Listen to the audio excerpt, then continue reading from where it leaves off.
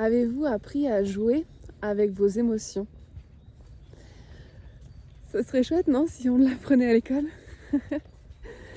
Je me faisais la réflexion ce matin que finalement, en étant comédienne, en tout cas il y a 20 ans, je voulais devenir comédienne et j'ai passé plus de 10 ans de ma vie à déjà apprendre et puis ensuite à travailler en tant que trapéziste, artiste de cirque du coup, et puis aussi dans des spectacles vivants et puis et devant la caméra.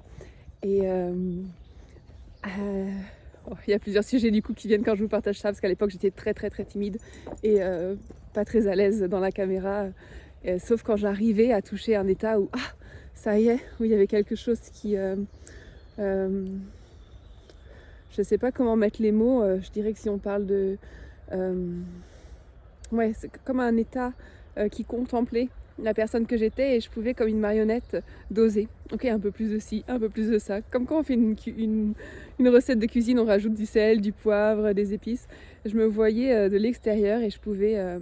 Enfin, je me voyais, je me percevais c'est plus juste de dire ça, je me percevais un peu de l'extérieur, je pouvais percevoir ce que je faisais et je pouvais voilà, ajuster mon jeu dans les jours où je connectais vraiment à cet état. Je pense que c'est en développement personnel, parfois on parle peut-être de transe ou alors d'un état de présence. Ou, voilà, il y a plusieurs mots pour en parler.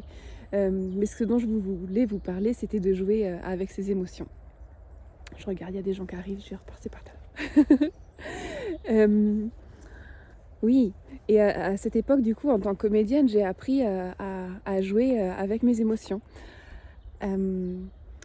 Voilà, la joie, la tristesse, la colère, à utiliser ce que je ressentais pour l'emmener dans le jeu.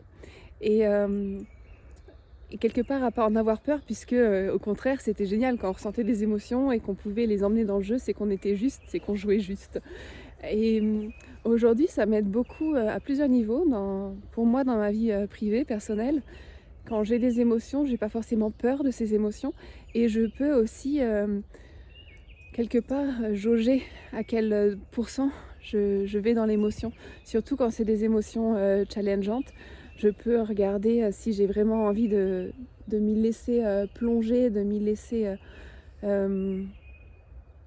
j'allais dire presque engloutir, mais où j'ai le contrôle, où je peux en ressortir si je veux.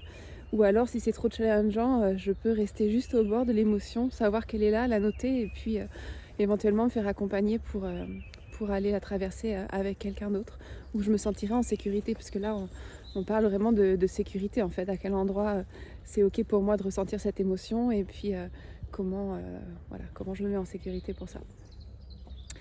Et puis aussi maintenant quand j'accompagne d'autres personnes, et le fait d'avoir une relation privilégiée, c'est le mot qui me vient, mais je pense qu'on en est plein, c'est pas que moi. Mais le fait d'avoir tissé des liens avec les émotions, j'aime aussi les accompagner chez les autres, et j'en ai pas peur en fait. Quand il y a de la colère qui est là, quand il y a de la tristesse qui est là, c'est pour moi super ok de l'accueillir, de l'honorer, et je peux me laisser toucher sans que ça m'envahisse. Et voilà, la beauté des émotions, c'est ce dont j'avais envie de vous parler. Comment vous apprivoisez vos émotions? Quelles sont les émotions que vous vous autorisez?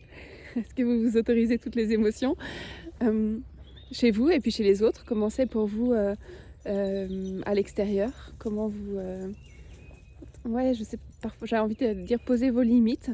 Comment vous posez vos limites, ou en tout cas comment vous faites pour ne pas vous laisser envahir par les émotions des autres? Est-ce que c'est juste et que ça ne vous impacte pas? Est-ce que vous vous laissez envahir? Et puis les vôtres en fait, comment vous les accueillez? Et est-ce que vous les accueillez?